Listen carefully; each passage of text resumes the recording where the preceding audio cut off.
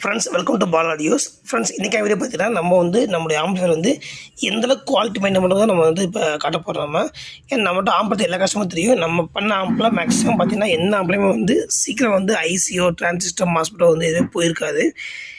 என்ன காரணம், நம்ம வந்து எப்பவுமே வந்து ஆம் பண்ணுறப்ப வந்து அந்த ஐசிக்கு பெஸ்ட்டாக என்ன பண்ணலாம், ஸோ ஹீட்டருக்கு என்ன வழி அதெல்லாம் பார்த்து பண்ணி கொடுத்துருக்கோம். ஃப்ரெண்ட்ஸ் இப்போ வந்து மார்க்கெட் கிடைக்கிற வந்து ஒரு சக்தியோட 10 tons 52140 அந்த போர்டு தான் இது.